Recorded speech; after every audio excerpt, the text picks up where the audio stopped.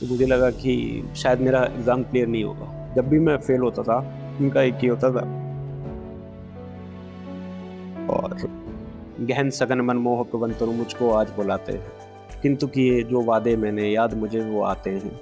अभी कहाँ आराम पड़ा यह मुख निमंत्रण छलना है। अरे अभी तो मिलो मुझको चलना है। मेरे जुनून का नतीजा जरूर निकलेगा, इस स्याह समंदर से नूर निकलेगा। यह बात जिसने लिखी है उसने जाहिर की है, लेकिन सोचने वाले बहुत से हैं। उन्हीं में से एक सोचने वाले यानी कि इस बात को सच साबित करने वाले आज के हमारे यूपीएससी टॉपर पूरन प्रकाश, जिन्होंने यूपीएससी में 850वीं रैंक हासिल की है। बहुत बहुत बधाई है आपको। Thank you sir. कैसा लग रहा है रिजल्ट के बाद?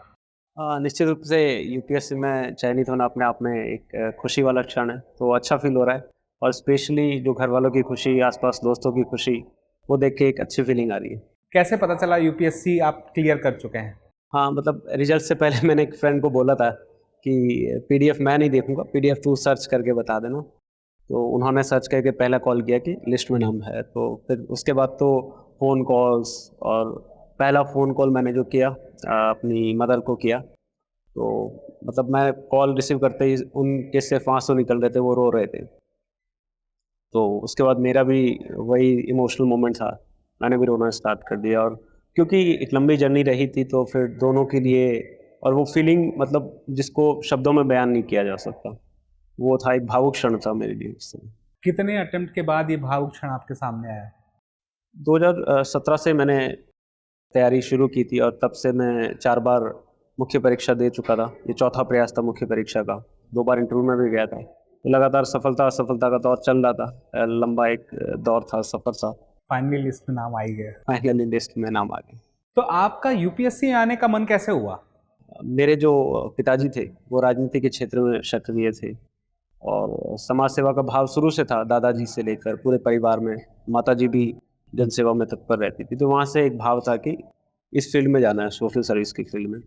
और फिर जब शुरुआती प्राथमिक शिक्षा के दौरान हमारे क्षेत्र से आईएएस निकल रहे थे, जो राम जी जांगीड़ है, पहले ललित के पंवार साहब निकल रखे थे वहाँ से। तो विषम परिस्थितियों में उनकी सफलता को देखकर एक मोटिवेशन मिला कि ये लोग इन परिस्थितियों से निकल कर रहे हैं, तो हमें भी प्रशासन के क्षेत्र में जाना चाहते हैं।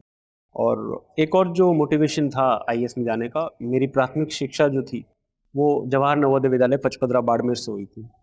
तो वहाँ से मतलब एक एक्सपोज़र मिला, क्योंकि उस जो चेयरमैन थे वो समिति के, वो जिला कलेक्टर हुआ करते थे, तो विज़िट पे आते थे। तो वहाँ से एक एक्सपोज़र मिला टीचर्स के थ्रू, सीनियर्स के थ्रू, फ्रेंड्स के थ्रू, कि जिला कलेक्टर की एक पोस्ट होती है और उनका ये कार्य होता है। तो मुझे लगा कि ये काफ़ी अच्छा कार्य है, जहाँ पे गवर्नमेंट की पॉलिसीज़ को इम्प्लीमेंट करने को मिलता है, लोगों की समस्याओं को सुलझाने का मौका मिलता है। और सबसे बड़ी बात है कि आप जो अंतिम पंक्ति में पायदान पे जो व्यक्ति बैठा है, उसके भले के लिए कुछ कर सकते हैं अपनी कलम के द्वारा। तो मुझे लगा कि मुझे उसने काफ़ी प्रभावित किया कि ये चीज़ बड़ी अच्छी है।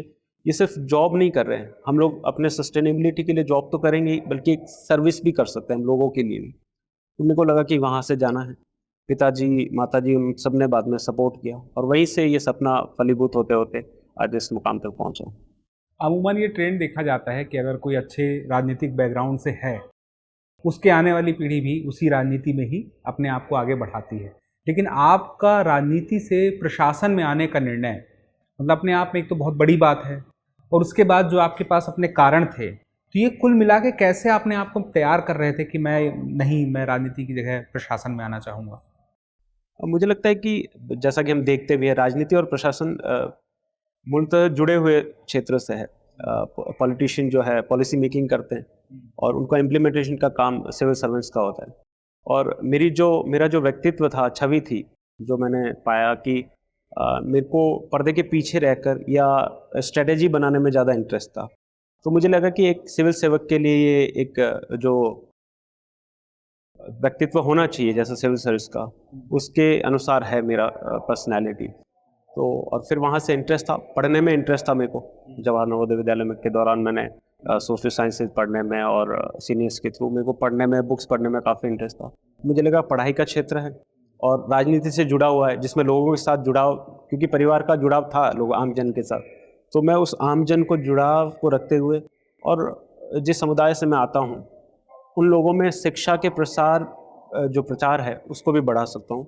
उनमें उनमें जो है वहाँ के जो स्टूडेंट्स हैं हमारे लोग, बाड़मेर जिला जो शायद आप जानते हैं नहीं, विषम परिस्थितियों का जिला है, पाकिस्तानी सीमावर्ती क्षेत्र पे है। तो वहाँ के लोग बड़ी विषम परिस्थितियों में रह रहे हैं, तो मुझे लगा कि हम पढ़ लिख कर उनके सामने कुछ एक एग्जाम्पल सेट कर सकते हैं ताकि वो प्रभावित हो, शिक्षा की तरफ जाने में प्रेरित हो। तो ये एक था कि हाँ, सिविल सेवा में जाना है और इस तरीके से लोगों के लिए कुछ करना है। कैसे शुरू हुई तैयारी? तैयारी शुरुआती हुई जो, तो दिल्ली में आया था मैं शुरुआत करने के लिए, और वहाँ से कुछ सीनियर्स थे, उनके थ्रू गाइडेंस मिल रहा था, और फिर कोचिंग ज्वाइन की मैंने। हिंदी साहित्य मेरा ऑप्शनल था, इसी संस्था से मैंने हिंदी साहित्य में कोचिंग ली, और उसके दौरान तो वही प्री और मेंस का साइकिल एक चलता है। इस तैयारी में आने के बाद आपको पता नहीं चलता है कि क्या चल रहा है, वो प्री और मेंस के बीच भी आपकी ज़िंदगी लगातार चलती रहती है, तो वही तैयारी थी। लगातार आप प्री मेंस दे रहे थे और उसके बाद इस बार ऐसा क्या हुआ, या क्या आपने अपने अंदर वो कमी पहचानी, या उस क्रम में लगातार अपने आप को कैसे आपने सुधारा, किन बातों को लेकर के? और जैसे कि शुरुआती जो मेरा मीडियम जो था वो इंग्लिश मीडियम था शुरू इंग्लिश में। मीडियम। जी, तो मैंने तैयारी स्टार्ट की और 2 बार मुख्य परीक्षा इंग्लिश मीडियम से ही दी शुरुआत में। तो वहाँ मुझे समझ में आया कि कुछ क्योंकि मेरा मुख्य परीक्षा का जब परिणाम आया तो मेरा पास नहीं हुआ था, तो और मार्कशीट आने पे मुझे पता चला कि निबंध एक पेपर होता है ऐसे का, उसमें मार्क्स कम आ रहे थे, और मुझे ये अंदर से फील हो रहा था कि मैं हिंदी में निबंध लिखने में ज़्यादा सहज हूँ। लेकिन चूंकि परिणाम हिंदी का बहुत उत्साहजनक नहीं आ रहा था, और सीनियर्स भी सारे यही गाइड कर रहे थे कि यार इंग्लिश मीडियम रख, यहाँ से सिलेक्शन ज़्यादा होते हैं, हिंदी मीडियम में सिलेक्शन ही नहीं हो रहे तो आप लेके क्या करोगे। लेकिन मुझे मेरे अंदर से कहीं ना कहीं एक अंतर्मन कह रहा था कि यार जो आपकी स्ट्रेंथ है उसको आप खुद ही पहचानते हो, बाकी लोग नहीं पहचानते। तो फिर मैंने अपने अंतरात्मा की आवाज़ सुनी कि यार ठीक है यार, हिंदी मीडियम लेते हैं, वैसे भी सिलेक्शन तो हो नहीं रहा है, मीन्स तो निकल नहीं रहा है, एक बार लेके देखते। तो 21 की जो मुख्य परीक्षा थी वो मैंने हिंदी माध्यम में स्विच करके दी, और पहली बार में मेरा इंटरव्यू के लिए सिलेक्शन हुआ। मुझे लगा कि मेरी रणनीति काम कर रही है, तो फिर इस बार भी मैंने फिर से हिंदी मीडियम से ट्राई किया, जो भी थोड़ी बहुत कमी रही थी उनमें सुधार किया, और फिर परिणाम आपके सामने इस बार। ये बहुत कमाल की बात है कि जहाँ पे यह तनाव बना हुआ है कि मीडियम लोग हिंदी से इंग्लिश में शिफ्ट कर रहे हैं कि सिलेक्शन के लिए इंग्लिश मीडियम बेटर है, वहाँ पे आप इंग्लिश से हिंदी करते हैं और अपनी अलग स्ट्रेटजी के साथ में कि ऐसे में नंबर ज़्यादा खींच सकते हैं। तो अपनी तरफ से विद्यार्थियों को आप क्या सलाह देना चाहेंगे मीडियम को लेकर के? मीडियम को लेकर, क्योंकि आपने सही कहा है कि आम धारणा यही है कि यार हिंदी मीडियम में सिलेक्शन बहुत कम हो रहे हैं, और प्लस ये भी है कि हिंदी मीडियम में जो है कंटेंट को लेकर बहुत इश्यूज थे शुरू में।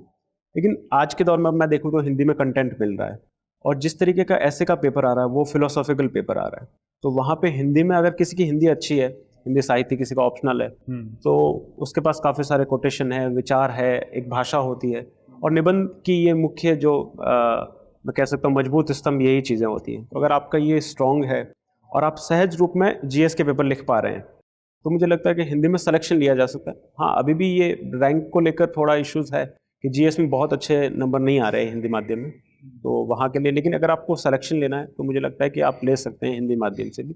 इन्फीरियोरिटी कॉम्प्लेक्स जैसी कोई चीज़ नहीं। बहुत सारे लोग हुए, मेरे फ्रेंड थे सीनियर, पिछली बार गगन सिंह मीणा जी जो गाइड कर रहे थे, तो उन्होंने हिंदी माध्यम से अच्छी रैंक लाई है, 100 के अराउंड उनकी रैंक थी। तो ये इन्फीरियोरिटी कॉम्प्लेक्स तो रखना ही नहीं है कि हिंदी माध्यम में चयन नहीं हो रहे, और मैंने खुद ने इंग्लिश से हिंदी में आकर चयन लिया है, तो इस बात पर आप समझ सकते हैं कि हिंदी मतलब सिलेक्शन लेने के लिए कोई ऐसा नहीं है कि कोई अवरोध है हिंदी माध्यम में।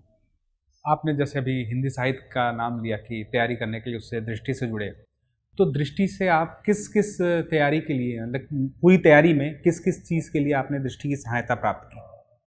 क्योंकि मेरा ऑप्शनल हिंदी लिटरेचर था, तो ऑब्वियसली विकास सर की क्लास से सबसे ज़्यादा हिंदी साहित्य को लेकर मुफीद है, तो उनकी उनकी जो कोचिंग थी मैंने वो ज्वाइन की थी। और उसके बाद मेंस मेंटरशिप प्रोग्राम चला PSS का, तो उसमें भी मैं सक्रिय रूप से आंसर राइटिंग जो प्रोग्राम था उसका सदस्य था, आंसर राइटिंग की, और बहुत अच्छा सपोर्ट मिला मुझे, ये कहूँगा मैं, मुझे कोई गुरेज नहीं है। दीपांशु सर से, विवेक सर से जो भी हमें इनपुट्स थे वो लगातार मिलते रहते थे कि कहाँ इम्प्रूव कर सकते हो आंसर राइटिंग में, कैसे फ्लो चार्ट ऐड करने, कैसे टेबल्स ऐड करनी है, कंटेंट में फैक्ट्स कैसे ऐड करने, तो इन सारी चीज़ों ने बहुत हेल्प की। ओवरऑल क्या है ये मेंस का ये मेंटरशिप प्रोग्राम, इसमें क्या क्या सुविधाएं हैं सबके लिए?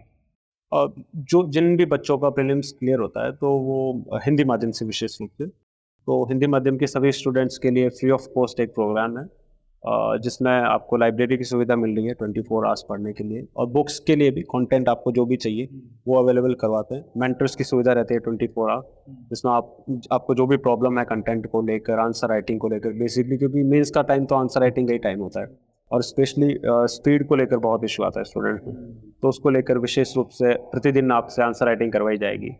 तो ये सारा प्रोग्राम है, और रेजिडेंशियल भी है जहाँ पे आपको हॉस्टल या पीजी है वो रूम्स मिलते हैं 3 महीने के उस दौरान, जो भी इसकी तैयारी होती है उस दौरान। तो एक प्रोग्राम है, ये अच्छा प्रोग्राम है। मतलब पैसे का एक जो दबाव आता है तैयारी में, वो उससे बचना आसान हो जाता है। पैसे का भी नहीं, और एक जो डिसिप्लिन रूटीन होता है वो फॉलो होता है, गाइडेंस होता है, एक आपके ऊपर चेक एंड बैलेंस होता है कि आपकी तैयारी किस डायरेक्शन में जा रही है, और एक ग्रुप बन जाता है आपका, क्योंकि सारे टॉपर जो मेंस क्लियर करके आप लोग वहीं पे इकट्ठे होते हैं, सबकी स्ट्रेटेजी आपको मिलती है, एक मोटिवेशन रहता है लगातार। तो वो जो एक माहौल बनता है, सारे ग्रुप में तैयारी करने वाले हैं, उसी जगह साथ में रहते हैं, लाइब्रेरी जाते हैं, वहाँ भी साथ में डिस्कशन कर रहे हैं, उस माहौल का कितना असर देखते हैं और वो कितना अच्छा था वो?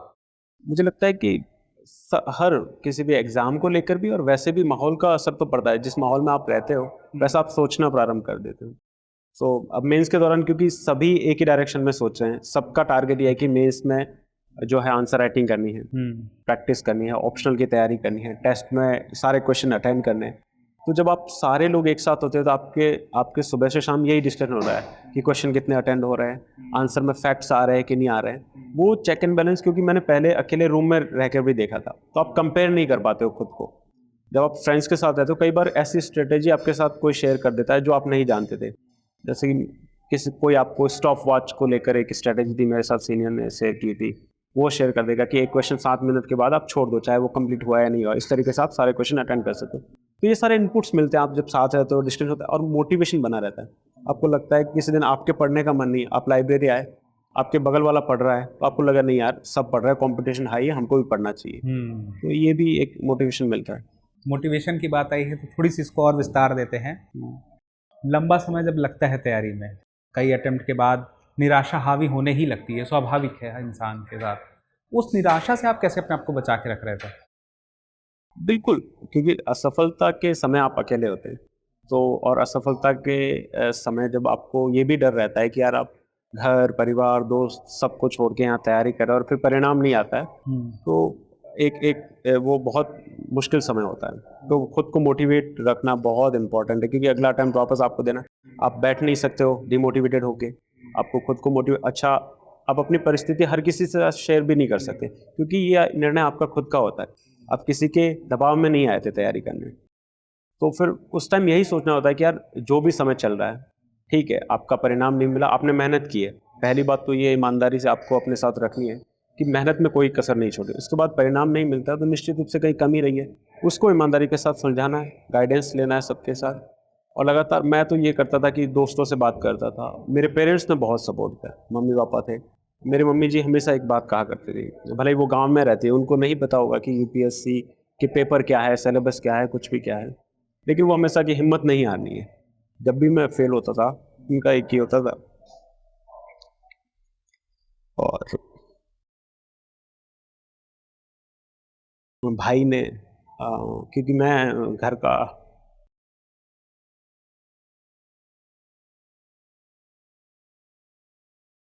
छोटा भाई जो था, मेरी रिस्पॉन्सिबिलिटीज है वो संभाल रहा था। छोटा भाई, उसका दबाव काफ़ी ज़्यादा महसूस हुआ होगा। बहन का बहुत सपोर्ट रहा, बड़ी बहन थी पूजा दीदी, फाइनेंशियली हो, कोई भी सपोर्ट हो, तो उनका सपोर्ट हमेशा रहा। तो बड़ी बहन से ज़्यादा हमेशा, आज भी सबसे ज़्यादा वो खुश थी रिजल्ट जब आया था तब। पिताजी तो इस बार भी जब मैं अटेम्प्ट दे के आया तो ब्रेक के बाद मेरे को लग रहा था कि सीसेट का पेपर क्योंकि अनयूजुअल आया था तो टफ था, तो मुझे लगा कि शायद मेरा एग्ज़ाम क्लियर नहीं होगा। तो इतनी सारी असफलताओं के बाद पिताजी का यही एक शब्द था कि कोई बात नहीं, वापस जाकर तैयारी करनी तुझे अगले अटेम्प्ट के लिए। ये सारी चीज़ें, क्योंकि लोग देखते हैं कि ये सिर्फ एक एग्ज़ाम है, ये एग्ज़ाम एस्पिरेंट नहीं दे रहा होता है, उसके साथ पूरी फैमिली दे रही होती है, पूरे परिवार जो आपके फ्रेंड्स हैं वो सारे लोग दे रहे होते हैं। बहुत सारे सवाल भी उठते हैं। हाँ, आपको जज किया जाता है, आपको ताने भी सुनने को मिलते हैं, बहुत सारी चीज़ें होती हैं। तो फैमिली का सपोर्ट सिस्टम बहुत बड़ा सपोर्ट हो, sorry that's what I emotional हो गया। उनका सपोर्ट बहुत बड़ा होता है। मुझे लग रहा है कि किसी भी फील्ड में आप जाते हो, कहीं पे भी आपकी फैमिली आपके साथ है तो आप कुछ भी कर सकते हो। आपके फ्रेंड्स ने भी बहुत सपोर्ट किया, सारे लोग हमेशा, मतलब एक बार भी वो ये नहीं बोलते थे कि एग्ज़ाम तू क्लियर नहीं कर सकता। बोला भाई फिर से मेहनत कर, होगा, ज़रूर होगा, इस बार होगा। तो उनका जो अनवेवरिंग सपोर्ट था, उनका बिलीफ था मेरे अंदर, उसने बहुत मोटिवेट किया। तो बहुत सारी बातें हमने जानी आज, लेकिन अभी हम चाहते हैं कि आप हिंदी साहित्य के विद्यार्थी हैं, तो हिंदी साहित्य की कुछ पंक्तियों के साथ अपनी बात ख़त्म करें। कुछ पंक्तियाँ हैं जो मुझे मोटिवेट करती है कि क्योंकि मुझे फिर से तैयारी करनी है, और बहुत, ये जो सफलता है कोई आखिरी पड़ाव नहीं है। तो कुछ पंक्तियाँ इससे रिलेटेड। गहन सघन मनमोहक वंतरु मुझको आज बुलाते हैं, किंतु किए जो वादे मैंने याद मुझे वो आते हैं। अभी कहाँ आराम पड़ा, यह मुख निमंत्रण छलना है, अरे अभी तो मिलो मुझको चलना है। बहुत बहुत बधाई और आगे थैंक के यू लिए सर, फिर से थैंक टीम यू, दृष्टि की थैंक तरफ यू, से शुभकामनाएं। Thank you so much sir.